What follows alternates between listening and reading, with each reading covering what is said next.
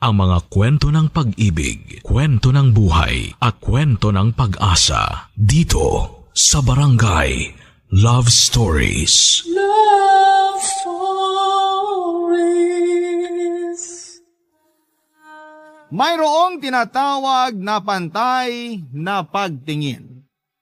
Ibig sabihin ay pare-pareho ang trato sa lahat. Pero meron namang tinatawag na bantay na pagtingin. Nang ibig namang sabihin ay nakasentro sa isang bagay o tao ang atensyon. Ikaw kabarangay, ilang tao na ang nagkaroon ka ng bantay na pagtingin. Dear Papa Dudut, isang mapagpalang araw at masaganang araw sa lahat ng mga radio listeners ng Barangay Love Stories. Gusto ko lang pong sabihin na ang taray ng Barangay LS 97.1 dahil sa pagiging undisputed overall #1 radio station, nakaka-proud po talaga na isa akong solid kabarangay mula ulo hanggang paa. Nga po pala, ganito pa lang kaaga ay hihingi na po ako ng dispensa. Na sana'y mapagpasensyahan mo itong sulat ko kung may mga kaartehang salita na napasama rito. Noong nakaraang taon nangyari ang bahaging ito ng buhay ko, Papa Dudut. Pero bago ko ituloy ang kwento ko, first, let me introduce myself. My name is Desiree, a proud member of the LGBTQ community for 52 years now. That's right, Papa Dudut. Not left. Charot. 56 na po kasi ako ngayon. Ibig pong sabihin ay 4 years old. Palamang ako ay alam ko na kung sino ako at ano ang kasarian ko. Sa pagtakbo ng kwento ay mailalahad din ang katotohanan sa likod ng aking pangalan. Sa ngayon po ay tawagin niyo na muna ako sa pangalang nakasanayan. First year high school ako noon, nung tawagin ako ng isa sa mga kaklase kong Becky na Desiree. Unang dinig ko pa lamang sa itinawag niyang pangalan sa akin ay parang lumiwanag na ang paligid ko. Dama ko na bagay sa akin ang pangalang Desiree. Kaya mula noon ay gamit ko na ito. Nakatapos po ako ng high school pero hindi na nakapagkolehiyo dahil sa kakulangan ng pera. Noong una ay kung ano-anong trabaho ang pinasok ko hanggang sa nakilala ko po sina Ma'am Lana at Sir Mel. Napakabait na mag-asawa. Kinuha nila akong katulong nila sa pag-aayos ng bahay hanggang sa na-promote akong mayordoma. Pero ako lang po ang nagbigay ng pangalan sa posisyon ko. Sa totoo po ay ako ang caretaker ng buong bahay nila.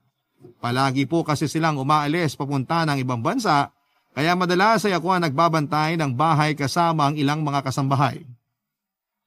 Mababait po ang mga amo ko at wala po silang diskriminasyon at sa katunayan kahit ang mga basurero, mga ngalakal, mga kasambahay at lahat ng security guard, kahit sa mga private na bahay ay kilala nila sa pangalan. Ang bahay po namin ay nasa dulo, isa siyang dead end street ng village. Bali 3 bahay lang kami sa block 15. Yun po ang numero ng block namin. Papasok sa kalye namin ay may 2 malalaking bahay sa gilid na magkaharap. At yun nga po sa dulong gitna ay ang bahay na binabantayan ko. Sa 2 bahay na ka-block namin ay parehong may 2 security guard na nagpapalitan ng shift. Madalas kong makakachika ang parehong shift pero mas kaut-utang dila ko yung pang-umaga. Ang lady guard na si Guard Dina, 30 years old na siya at 5 taon ng guard sa bahay na binabantayan niya. At yung sa kabilang bahay naman na si Guard Doming na 33 years old na at 8 taon ng guard doon. Madalas magtalo ang dalawa kahit na sa maliliit na bagay. Hindi naman sila nag-aaway ng pisikal, bardugalan lang sa salita.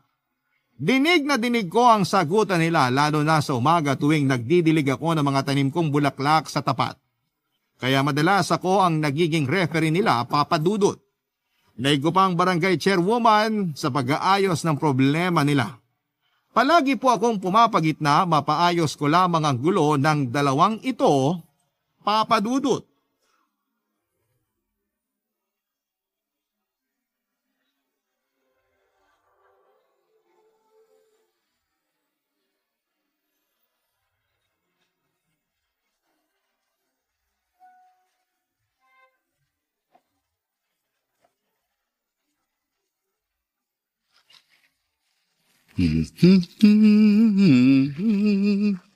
Ayan, nakita nyo na ang pagkakapareho natin. Pare-pareho na tayong magaganda. Kaya mas lumago pa kayo ha, at nandito ang inyong Mi para alagaan kayo at diligan. Hindi ako bulaklak, pero para akong bulaklak. Hindi kayo tao, pero para kayong ako. Ano na naman to? Malay ko, lugar mo yan, di ba? Anay, may away na naman? Alisin mo to. Bakit ako? Nakita mo may kali sa pagitan natin, kaya malayo na sa pwesto ko yan. Haler, ano na naman ang problema? Yang doming na yan eh. Nananahimik ako tapos ako'y tuturo mo? Oh, yun naman pala eh. Nananahimik siya. Alam namang sarili ko ang ituro ko. Bakit hindi? Nananahimik nga ako dito. Oh, for the second time, nananahimik daw siya. Huwag kang magpapaniwala sa sinungaling na yan. Ako pa talaga ang sinungaling. Sino kaya gumagawa ng kwento? Gumagawa ka ng kwento, Dina? Balak mo ba maglathala ng libro? Ewan ko dyan sa sinungaling na yan kung ano-anong sinasabi. Sino ba ang madaldal? Nananahimik nga ako. Oh, pangatlong beses niya nang sinasabi. Nananahimik siya. Konti na lang patatahimikin ko na talaga yan. Oh, nadinig mo ha? Pinagbabantaan ako. Gusto niya ako ipatumba. Oo nga, Dina. Masamang magbanta. Anong ipatumba? Ititape ko lang yung bunganga mo para manahimik ka. Mas kailangan mo yata. Sandali. Wala na namang mangyayari kung magpapataasan na naman kayo. Simulan natin sa umpisa. May basura sa tapat namin. At ako daw ang naglagay. Bakit niya naman ilalagay yun? Kasi nga masama ang ugali niya. Sino mas masama ugali? Yung pinagbibintangan o yung nagbibintang ng walang pruweba? Correct. Ano wala? Ayan nga oh. Nakita mo bang ako naglagay? Oo nga. Hindi. O, kita mo? Hindi mo naman pala nakita eh. Desiree, kung nakita ko, sa palagay mo ba ilalagay pa niya yan dyan? Siyempre hindi na kasi aawayin ko na siya agad-agad. May point ka. Ayan o, may CCTV kayo. Bakit hindi mo muna i-preview? Ay, oo nga. Si Ryan, Sira! huwag ka maingay. Sige, pagsigawan mo pa sa mga magnanakaw. Maglalagay kayo ng CCTV tapos sira. Mabuti nga kami meron kahit sira, kayo wala. Sigurado ka? Bakit? Meron ba kayong CCTV? Meron! Nasaan? Maniwala ka dyan. Ayun, nakikita nyo ba yung itim na yon na parang ilaw? CCTV yon. Talaga? O kung may CCTV pala kayo, bakit hindi mo pa ipakita para malaman natin kung inilagay mo talaga yung basura sa tapat namin? Noong nagsimula ka na magbunga nga, sinilip ko na at alam ko na kung sino naglagay. Sino? Wala! Wala? Sinaulo ka pala eh. Ayan nga eh. Tapos sasabihin mo wala. Walang naglagay pero may nakahulog. Yung karelyebo mo, gamit niya yan. Kaya kung ako sa'yo, pulutin mo na bago pa makuha ng iba. Nakakaloka? Hindi basura yan? Hindi! Sira ka pala talaga eh. Bakit hindi mo agad sinabi? Paano ko sasabihin? Nagbunga nga ka na kagad dyan. O ayan, nasolve na ang misteryo. So bati na kayo. Kadiri. Wow! Parang ang ganda mo ah! Sa totoo lang, maganda naman talaga si Gardina. At gwapo ka din naman, Gardomeng. Anong ibig sabihin nun? Baka alis na nga dito. Papa Dudut, ganun pala ang ginawa ko. Siyempre, wala akong kinakampihan pero pareho ko silang sinang-ayunan. Patas ako sa kanilang dalawa, pag nagsisimula na ang bangayan ay pipilitin kong huminahon sila. Pero kapag tumaas na ang tensyon ay saka ko sinisimula na tuksuhin sila sa isa't isa. At mabilis pa sa 4:00 ay tumitigil sila. Sa totoo lang, maski ako ay nagtataka sa away nung dalawa. Parang ang dating sa akin ay magkakilala na sila nung unang buhay nila, tapos ay magkaaway na sila noon pa. Feeling ko lang naman po yun, Papa Dudut, kasi kasimple-simpleng bagay na madadaan naman sa tanungan sinisimula na kaagad sa galit. Yung mga karelyebo nila sa gabi ay maayos naman, may mga pagkakataon na naglalabas kami ng mesa na ipopwesto namin sa gitna ng kalsada na tapat na mga bahay na binabantayan namin tapos ay nagkakape kami. Magkwekwentuhan hanggang sa antukin ako. Take note, Papa Dudut. Nagkape kami pero inaantok ako. Pero ang point ko lang ay napaka-harmonious ng samahan ng night shift na guards na sina Ferdy at Ana. Bale, babae rin po ang karelyebo ni Dina, si Ana. Mas gusto kasi ng mga amo nila na babae ang bantay nila, mas kampante raw sila. Mabalik naman tayo papadudot sa kung gaano ka-harmonious ang turingan ni na Ferdy at Ana. Sa mga pagkakataon na magbabanyo ang isa sa kanila ay binibigyan nila ng pabor ang isa't isa. Nagbabantayan sila ng pwesto. Nakabantay ang isa habang nagbabanyo yung isa, ganon ang gabi sa block namin. Pero iba na ang usapan kapag umaga. Kaya naisip ko na bakit hindi ko gawin yon sa umaga. Maglabas ako sa gitna ng mesa at imbes na magkape ay kakain kami, Papa Dudut.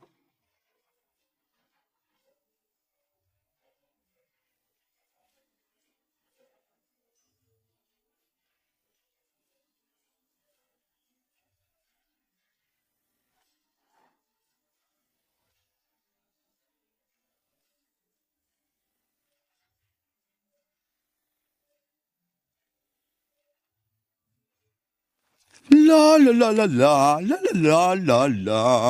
Ang sarap ng Fudams. Ano yan? Obvious ba? Fudams nga. Desiree, anong meron? Hali kayo nang malaman nyo. Okay lang. Anong okay lang? Tara na. Masarap ang niluto ko. Busog pa ako. Anong busog? Mag-aalas 12 na, tanghalian na. Domeng, tara na. Sige, salamat na lang. Anong salamat na lang? Madami akong niluto. Oo nga pero okay lang ako. Ano to? Ako lang ang kakain ng hinanda ko. Birthday ko tapos ayaw niyo akong samahan. Birthday mo ba? Happy birthday! Hindi lang pagbati ang kailangan ko. Kasalo. Wala kasi magbabantay dito Paanong wala?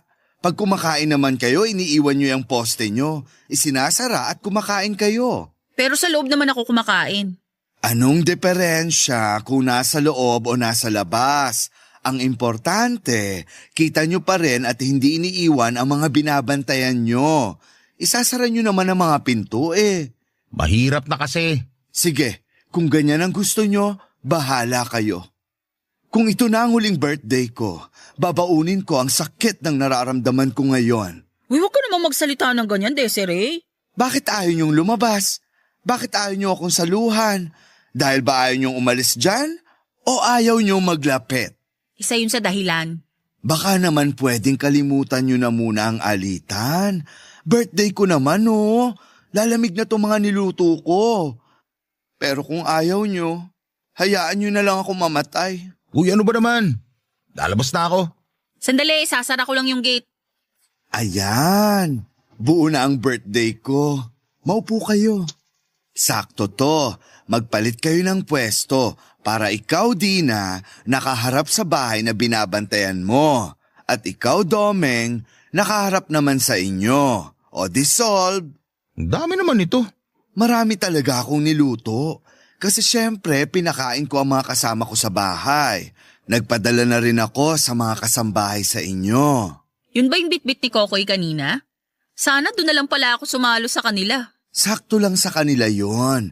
Kaya nga dito kayo kakain O hindi mo naman mamasamain. Ilang taon ka na? Kumbaga sa bingo, ang edad ko ay 2 buntis. Hindi ko makuha. Ngayong araw na to ay pinagdiriwang ko ang numero 2 buntis, ang aking 55th birthday. 55 ka na? Hindi halata, di ba? Ay teka, siguro naman ay aaminin mo na sa amin ang tunay mong pangalan. Kailangan ba? Oo no, ikaw nga alam mong Baldivina ang tunay kong pangalan. Alam mo din na Dominico ang tunay kong pangalan. O siya, 3 lang naman tayo Hindi naman nalalayo sa Desiree ang tunay kong pangalan. Disero? Ang bantot ha? Darius. Hindi no? Ano? Diosdado. Ang layo. Anong ang layo? Diosdado alias Desiree. Sige na nga, birthday mo naman Very good. Kailan mo naman nalaman na ganyan ka? Na Becky, bakit hindi mo masabi? Oh well, ever since the world began, sa sinapupunan pa lang ata ng nanay ko, pag sinasabi nila na sumisipa ako, hindi nila alam, bewang ko yun. Paano ka nag-out sa magulang mo? Well, binalot ko muna ng kukun ang sarili ko. Tapos, bigla akong lumabas at sinabing, "Charot!" Pero puwera biro, ang hirap. Si nanay, alam ko na alam niya, kahit hindi ko pa sinasabi. Kaya madali na lang nung aminin ko sa kanya. Pero kay tatay ako nahihirapan. Anong ginawa mo? Una sabi ko, magpapatato ako. Tapos sabi ni tatay, ayaw niya daw sana. Kaso kung gusto ko, wala raw siyang magagawa. Tinanong ako ni tatay kung ano raw ba ang gusto kong tato. Agila daw ba? Lawin? Ahas? Anong sabi mo? Sabi ko, Tay, magpapatato ako ng kilay. Papadudot, sa unang pagkakataon ay napagkasundo ko ang dalawa para silang mga talk show host at ako ang guest. Ang dami nilang tanong at syempre sinagot ko ng bonggang-bongga. Totoo ang mga sinagot ko pero hinahaluan ko ng joke para magaan naman ang usapan. Sa lakas at dami ng tawanan namin ay ramdam ko na napakagaan ng kwentuhan. Walang tensyon at lalong walang girian. Matatawag kong success ang mission ko at successful ang masayang birthday celebration ko. Wala na akong pamilya, papadudot, kaya lahat ng napaligid ko ay tinuturing kong kamag-anak. Kaya ayaw ko nang nagkakaalitan sila. Kahit ang mga kasama ko sa bahay, pag nalalaman ko na may tampuhan ay syokbo agad si Mama Desiree para ayusin ang kanilang mga wala. Nakakalungkot nga lang din. At wala sila Mama at Sir at nasa Amerika pa sila ng mga panahong yon. Pero nagpadala sila ng pera para ng araw maghanda ako. Siyempre gora agad ako sa palengke. Napakabait talaga nila Mama at Sir. Bukod sa ingranding handa na pinaghirapan kong lutuin, sulit ang pagod ko dahil masaya ang lahat. Nagluto pa ako ng ginataang halo-halo para mas happy ang everybody. Siyempre nagtira ako para sa 2 night shift ng guards at masaya rin kaming kumain ng hapunan. Pero ang highlight talaga ng birthday ko ay yung pagkakasundo ni Dina at Domeng. Natulog ako ng masaya at nagising ng masaya. Siyempre sa umaga ay chika ko kaagad ang mga nagagandahan kong bulaklak. Masaya ang usapan namin ng mga bulaklak ko nang may biglang umalingaw-ngaw sa block number 15. Barangay Love Stories. Barangay Love Stories. Papadudo Truth Salad ang hinala ninyong lahat. Nag-aaway na naman sina Dina at Domeng. Agad kong nilapitan at hindi ko muna inalamang dahilan ng alitan. Tinanong ko muna kung bakit nag-aaway na naman sila.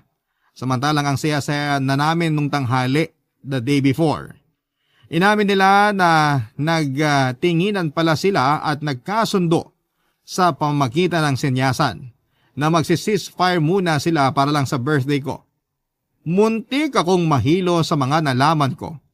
Wala na akong maisip na panakot sa kanila kasi tapos na nga ang birthday ko. Hindi ko na sila makukonsensya. Napakababaw na naman ang pinagmula ng alitan ng dalawa.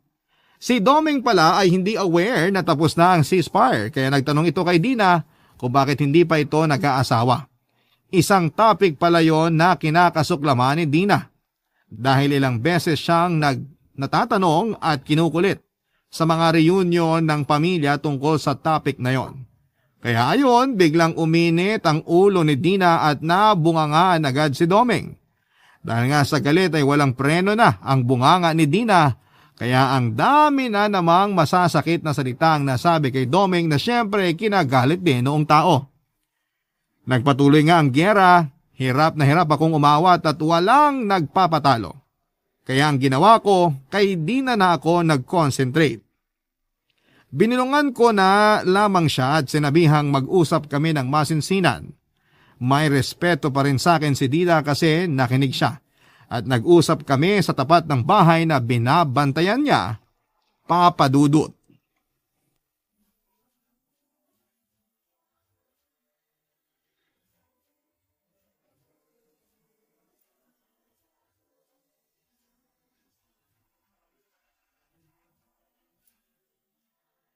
Dina, ano ka ba? Napakabastos naman talaga ng pasikat na yun eh. Bakit ka ba nagagalit? Ayoko nung tanong na yon. Palagi ako natatanong sa mga reunion ng tanong na yon at naaasar ako. Naaasar ka ba dahil lagi kang natatanong nun o may ibang dahilan? Anong ibang dahilan? Wala. Dina, mag-usap tayo, babae sa babae. Dapat magsanib tayo bilang mga babae. Kampihan mo ko. Tama naman yan. Pero ang pagkampi sa isang babae, dapat nasa tamang dahilan. Hindi pwedeng kampihan ng mali. Wala akong mali. Hindi ko sinasabing mali ka. Pero kailangan ko munang malaman kung ano ang dahilan. Saka ako magdedesisyon kung tama nga na magkampihan tayo. Huwag na lang. Kalimutan na lang natin. Hindi pwedeng ganyan. Kaya siguro ang bigat-bigat ng loob mo. Kasi may itinatago ka na ayaw mong pakawalan. Wala. Dina, yes, birthday ko kahapon. Pero hindi ako pinanganak kahapon. Kalimutan na lang natin. Iba pa ba ako sa'yo? Hindi. Oh, bakit parang wala kang tiwala sa akin? Hindi naman sa ganun. Isipin mo magkapatid tayo. Teka, masyadong malayo ang agwat ng edad natin. Isipin mo na lang mag-ina tayo. O ngayon, sabihin mo sa akin ang lahat bilang nanay mo. Nahihiya ako. Sa akin talaga? Di na, ako to oh. Desiree, Nakikinig ako. may naging boyfriend ako noon. Kaso nagkahiwalay kami. Yun lang, dinamdam mo na. Natural lang naman ang hindi nagkatuluyan. Nabuntis niya ako. Yun lang. Ay teka, nasan ang anak nyo? Nawala din siya. Nakunan ako nun. Yun ang naging dahilan kaya niya ako hiniwalayan. Dahil nakunan ka. Kasalanan ko daw kung bakit nawala ang anak namin. Huwag mong sisihin ang sarili mo. Kilala kita. Alam kong iingatan mo ang anak mo. Kaso hindi siya ganun mag-isip. Kung ano-anong ibinintang niya sa akin, sobra-sobra yung paninisi niya sa akin. Sorry, pero wala kang kasalanan. Kaya huwag mo din sisihin ang sarili mo. Kapag naaalala ko, naiisip ko na kasalanan ko nga yata. Pabaya nga yata ako. Ginawa mo ba? Nagpabaya ka ba? Di ko alam. Pwes hindi. Hindi ka pabaya at hindi mo kasalanan. Kalimutan mo na ang lalaking yon. Hindi ko nga alam kung bakit ganun ang nararamdaman ko. Sa tuwing maiisip ko siya, sinisisi ko ang sarili ko. At kasabay nun, nagagalit ako sa kanya kaya nagagalit din ako sa mga lalaki. Sa lahat ng lalaki? Oo. Buti pala talaga babae ako. Anyway, hindi lahat ng lalaki gaya nung lalaking yon. Tanggalin mo na siya sa isip mo. Hindi ko magawa eh. Bakit? Kahawig ni Doming yung sinasabi ko.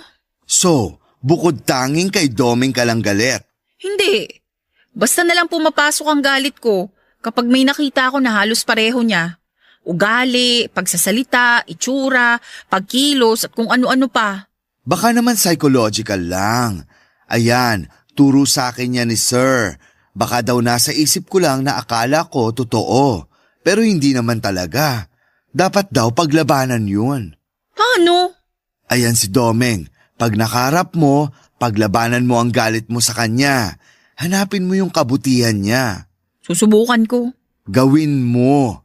Pero hindi naman siguro ganun kabilis. Simulan mo sa wala kang sasabing masama sa kanya.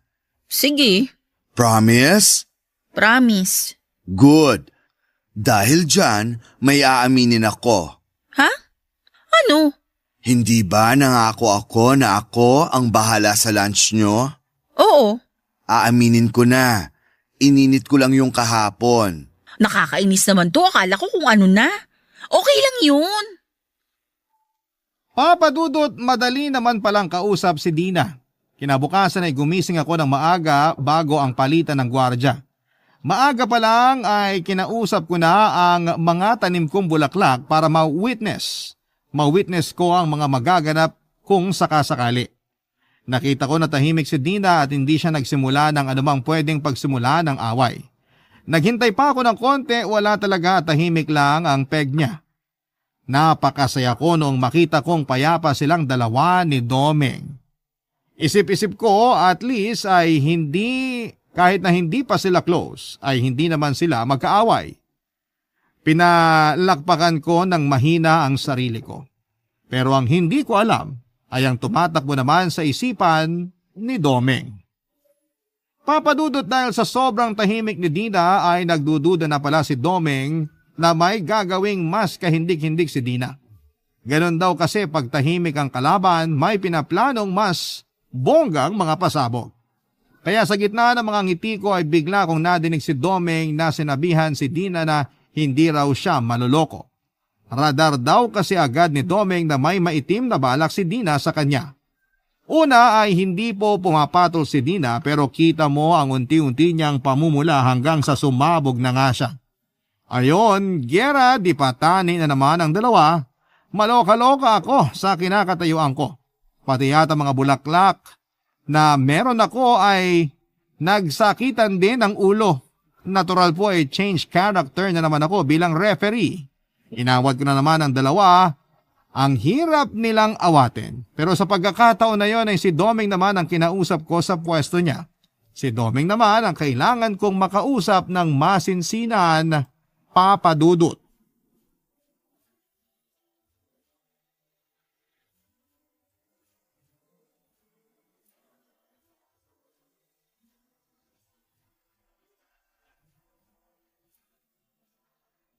Domeng, huminahon ka nga. Paano ka naman hihinahon sa babaeng yun? Wala naman siyang ginagawa. Tahimik nga siya. Kasi nga may maitim na balak na naman. Sinisetap lang ako nun. Hindi totoo yan. Naku, Desiree. Kilala mo naman yung si Dina. Oo, pero nag-usap na kami. Ano na naman ang masasamang sinabi nung tukol sa akin? Praning ka naman masyado. Wala siyang sinasabi. Uwe. Oo, meron siyang sinabi. Pero hindi naman masama. Uwe. O sige, may sinabi siyang masama pero hindi naman ganun kasama. Kita mo na? Kasi magkaaway pa kayo noon. Hanggang ngayon pa din naman eh. Oo, kasi sinimulan mo na naman. Bakit ako? Bakit parang ako mali dito? Domeng, kahit ipagtanong mo pa sa ibang witnesses, sasabihin nilang ikaw ang nagsimula ng gulo. Sinong witnesses? Ang mga bulaklak ko. Desiree naman eh, puro kalokohan eh. Hoy, hindi kalokohan yon, no? Nakakausap ko talaga ang mga bulaklak ko. Ikaw yun, pero hindi kami. Ano bang sinasabi mo? May sarili akong mundo. Hindi. Ang sinasabi ko, may tama ka. Ay, sobra siya. Biro lang. Kasi naman seryoso ko. Tapos ang witness mo, bulaklak. O siya, kung ayaw mong maniwala sa mga bulaklak ko, nakita ko pa din ang lahat. At sa pagkakataon na ito, kahit walang ginagawa si Dina, ikaw ang nagsimula ng gulo. Kasi nga... Hindi matatapos to kung gagawa ka ng gagawa ng lusot. Ngayon, paki-explain please kung bakit gano'n na lang ang galit mo kay Dina. Mahabang kwento.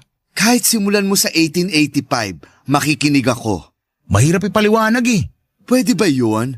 Ikwento mo ng buo at siguradong hindi mahirap intindihin yun. Hindi naman ako galit kay Dina. Ano? Patola ka lang. Anong patola? Palapatol. Hindi naman. Nag-iingat lang ako. Tulad mo, mabait din naman si Dina. Ilang taon na kayong nagtatrabaho dito. Halos sabay kayo napasok sa trabaho dito, hindi ba? Sa tinagal-tagal na magkasama kayo, hindi kayo nagkasundo. Maliit na bagay lumalaki. Konting gusot pinaparami nyo. Ganun ba kami? Kita mo? Hindi nyo na namamalaya na ganun kayo. So kung hindi ka galit kay Dina, bakit hindi kayo magkasundo? Hindi ako galit kay Dina. Galit ako sa mga babae. OML, mas malawak ang hugot. Kung malalaman mo, maiintindihan mo. Hindi ko maiintindihan. Kita mo na? Hindi ko maiintindihan hanggat hindi mo ikinikwento. Tama na ang pasakalye. Bakit nga ba? May babae dati na nambubuli sa akin. Pero dahil babae siya, hindi ko nalang pinansin. Natatawa na nga lang ako kasi wala namang naniniwala sa mga paninira niya. Dahil lang dun? Hindi pa ako tapos. Ay sorry, sige, continue. Minsan niloko ako ng babaeng yun. Sinabi niya na may trabaho daw siyang may aalok. Akala ko nakikipag-ayos na siya kaya tutulong. Pero seta pala ang ginawa niya. Nung nandun na ako, wala palang trabaho. Nagulat ako, bigla niyang ginulo ang buhok niya at pinunit ang damit niya at sumigaw ng rape. Oh my! Tapos may mga tanod nang dumating hanggang sa pinadala ako sa presinto. Mabuti na lang at may CCTV dun sa lugar at nakita ng lahat na walang nangyaring rape. Ayun, siya ang hinuli, kinulong at pinagmulta para sa danyo sa akin. Ay, salamat at nagkaganon. Pero teka, nahuli naman pala yung babae. Bakit nagtuloy ang galit mo sa lahat ng babae? Ewan, parang kapag may mga kakaibang kilos sila, naiisip ko na may balak silang masama. Domeng, hindi lahat ng babae ganon. Pakawalan mo na yung bit-bit mong yan para gumaan na ang loob mo. Simulan mo sa pakikipag-ayos kay Dina. Hindi pa siguro ngayon. Kukuha na lang ako ng tamang pagkakataon. Salamat, Desiree. Ano ba? Pamilya na tayo dito. Kaya gusto ko magkakasundo tayong lahat. Oo, salamat. Papa Dudut, madali din kausap si Domeng. Kasi sinunod niya ang pakiusap ko sa kanya na huwag na lamang pansinin si Dina. Umasa ako na sana'y walang pangit na kasunod ang hindi nila pagpapansinan. Pero sa totoo lang, ang tahimik na mga tapat namin kasi walang away. Kaso nga'y parang mga multo ang turing nila sa isa't isa. Pakiramdam ko ay parang akong isang makapangyarihang engkantada kasi nga dahil hindi nila pinapansin ang isa't isa. Ako lang ang nakikita nila pag kinakausap ko sila. Pero para sa akin, mas maayos na talaga ang ganon. Paminsan-minsan ay sinusumpong ako ng pagkapilya ko kaya tinutokso ko sila na bagay silang dalawa na maging magjowa. Bakit po hindi, di ba? Dalaga itong si Dina at binata naman itong si Domeng. At tuwing tinititigan ko sila ay para sa mga mata ko ay bagay talaga silang dalawa. Hindi ko alam kung anong dahilan pero yon ang tingin ko. Kapag tinutokso ko sila ay hindi sila nagkikibuan pero nakikita ko ang mga tagungiti sa mga labi nila. Para bang may konting kilig silang nararamdaman. Dahil sa mga naobserbahan ko ay nabuo ang isang napakagandang ideya. Papa Dudut. Kaya naman nakapag-decide ako ng mga oras na yon na subukang maging matchmaker at ipares ko sila sa isa't isa. Yung hindi na biru-biruan, Papa Dudut. Yung magiging seryoso na ang pagmamatch ko sa dalawang dating magkaaway. Barangay Love Stories. Barangay Love Stories. Papa Dudut, kahit busy ako ay talagang nag-extra effort ako para maging malinis ang aking pinaplano. Unang plano ko ay ang mapagaan ng damdamin nila sa isa't isa. Kaya bumibili ako ng bulaklak at pasimpleng ibinibigay kay Dina.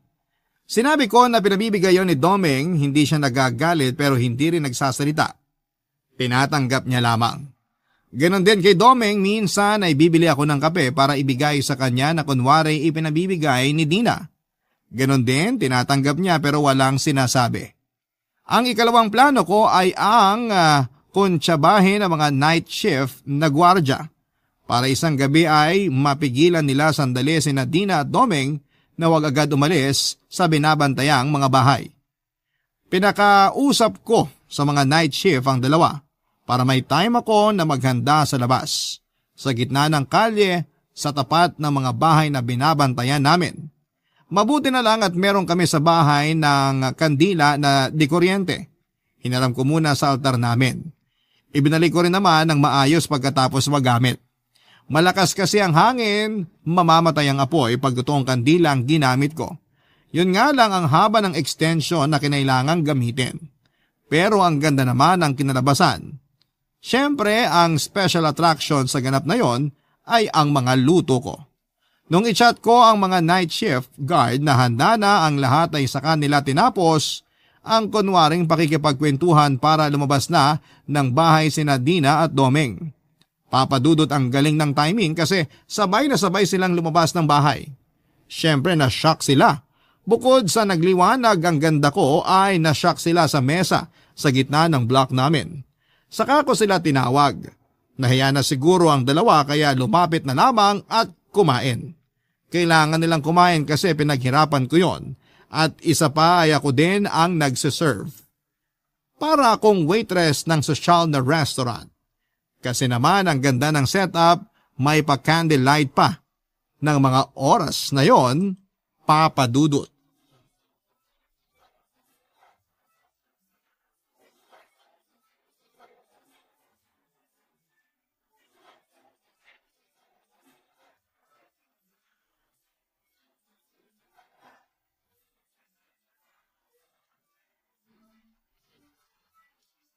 Welcome to Block 15 Restaurant.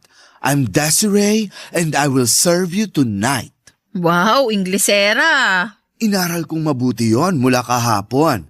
Please have a seat. Sandali, bakit kami uupo? Oo nga, nasan yung kadate mo?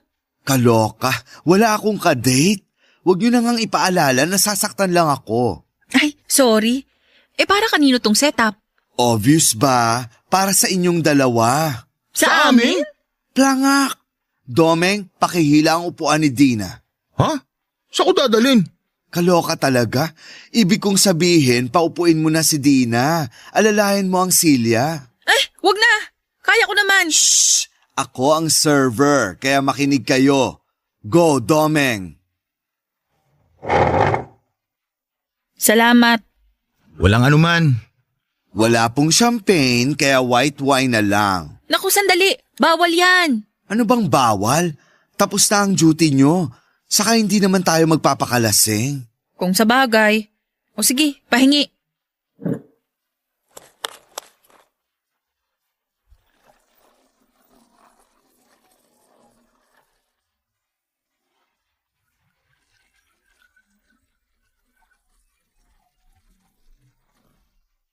Salamat.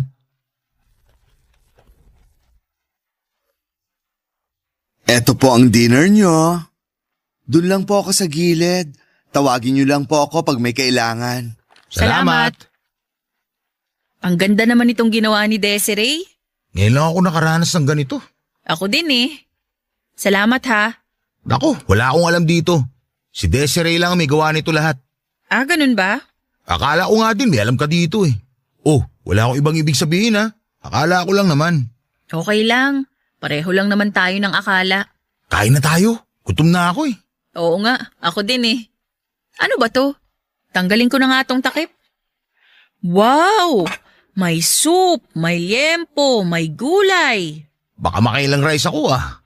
Ako din. Woo! Kabuhag! Si Desiree pumapalakpak pa. Oo nga baka may kalapate. Salamat pala ha. Bakit ikaw ang nagpapasalamat? Dapat ako. Saan ka naman nagpapasalamat?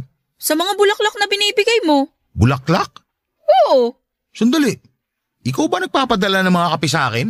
Anong kape? Kung ganun, hindi ikaw nagpapadala ng kape. Teka, ibig sabihin hindi din ikaw ang nagbibigay ng bulaklak? Hindi. Bakit naman ako magpapadala ng bulaklak sa'yo? Bakit din ako magbibigay ng kape? Ano ako, nasisiraan ng ulo? Ano din ako? Nababaliw? Talaga? Ay! Ano nangyari? Kanino galing yung mga bulaklak na inaabot mo sa akin? Yung mga kape, sino bumibili? Ha? Ako? Nakakainis ka! Makauwi na nga! Uuwi na din ako. Sandali! Papadudot pumalpak ang plano ko at pati ako ay nadamay na po sa away nung dalawa. Kasi kinabukasan ay nagbalik sila sa dati. Yung talagang dati na konting kibot, may nasasabi sila sa isa't isa. Siyempre, ang sitahan nila ay sa away lagi napupunta. Kaso tuwing referee mode na sana ako para umawat, palapit pa lamang ako ay sinasabihan na nila akong huwag makialam sa away nila. Napapahiya ako sa sarili ko tuwing nangyayari yon. Umuuwi na lamang ako sa bahay pagkatapos nila akong itaboy. Isang umaga nag-away na naman ang dalawa. As usual, itinaboy na naman nila ako at pag-uwi ko sa bahay pakaramdam ko ay wala akong makausap. Since umaga pa noon, sa gabi pa darating ang mga karelyebo nilang night shift na mga gwardya. Sakto naman na day off noong mga kasama ko sa bahay ng araw na yon kaya umalis silang lahat at ako lamang ang naiwan sa bahay. Ayaw ko naman pong kausapin ang sarili ko, yung mga bulaklak ko naman ay nasa labas ng bahay. Ayaw ko namang lumabas ulit at kausapin ang mga bulaklak ko, makikita ko kasi sina Dina at sina Domeng. Masama pa ang loob ko sa pagtataboy nila sa akin. Kaya ayoko talagang lumabas at ayoko na muna silang makita. Pero kahit nasa loob na ako ng bahay ay dinig ko pa rin ang pagtatalo nilang dalawa. Hindi nila namalayan habang nagbabangayan sila ay may dumating na 3 lalaki at pumasok sa bahay namin. Natigil lang ang away ng dalawa nang makarinig sila ng putok ng baril. Agad na pinuntahan ni Dina at Domeng ang bahay namin at nilabas na nila ang mga baril nila at alerto na pumasok sa loob. Habang papasok sila ay nakasalubong nila ang tatlong lalaki na tinangkang magnakaw sa loob ng bahay. Isa lang sa tatlong magnanakaw ang may hawak na baril. Sina Dina at Doming naman ay may kanya-kanyang hawak na baril kaya natakot ang tatlong lalaki at mabilis na sumuko. May tig-isang poses din sina Dina at Doming kaya pinosas nila sa isang poste ang tatlong lalaki. Habang nakaposas ang mga ito, ay tatawag ng pulis si Doming. Nagsabi naman si Dina na papasok sa bahay namin. Ilang sandali lang mula sa loob ng bahay ay narinig ni Doming ang malakas na pagsigaw ni Dina Papadudot.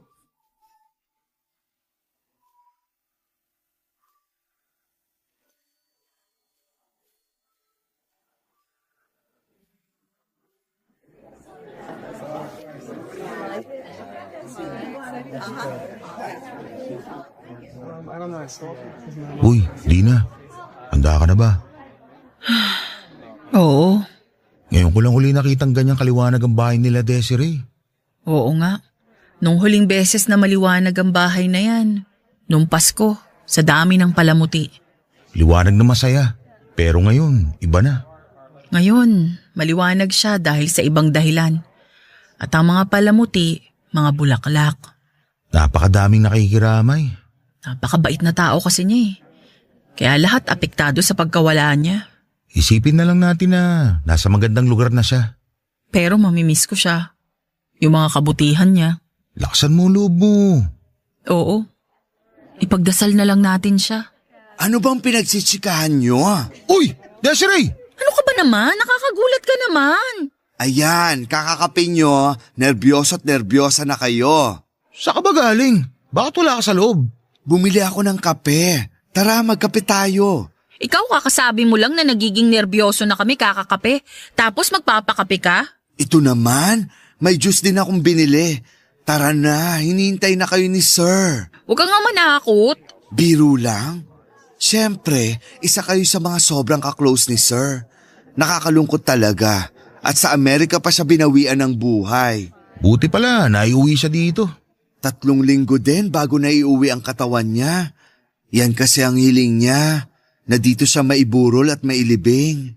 Teka, ikaw naman. Kumusta yung tama ng baril sa'yo? Hindi naman niya naapektuhan ang ganda ko. Nakakainis ka. Puro ka biro. Muntik mo nang ikamatay ang tama ng baril sa'yo.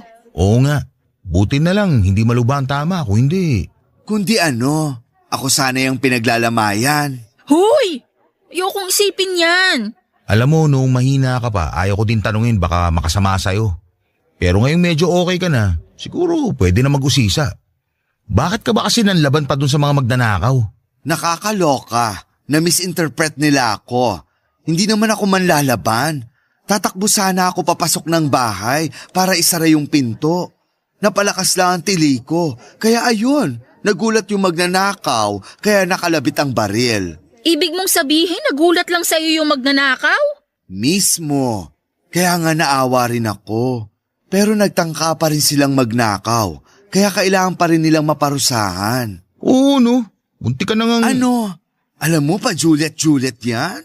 Wait ako machuchugi basta-basta. Masamang damo akyes. Tigilan nyo na nga yung ganyang usapan? Pero ito, walang biro. Masaya ako. Grabe ka, namatay na si Sir, masaya ka pa. Luka-luka, hindi dahil doon. Eh anong dahilan? Ayan. Alin? Ayan. Ano nga? Ginit ulo, high blood. Ang sinasabi ko, kayong dalawa. Napakasaya ko at okay na kayo. Kung di pa ako muntik mamatay, hindi pa kayo magbabate. Kaya may silbi din yung pagkakabaril sa akin. Hoy, huwag ka nga magbiro ng ganyan. Muntik mo nang ikamatayan. O siya, basta yung pangako nyo sa akin ha, na hindi na kayo mag-aaway uli. Ako naman, wala na sa akin yun. Ako din naman. Oh, bakit parang galit ka? Eh kasi yung sinabi mo parang hindi ako marunong tumupad sa pangako eh. Ikaw lang nag-iisip niyan. Ano, masama akong tao? Sinabi ko ba? Nakakaloka, kakasabi ko lang. Ayun na naman, papunta na naman sa away. I-upstage nyo pa ang burol ni Sir ha. Joke lang.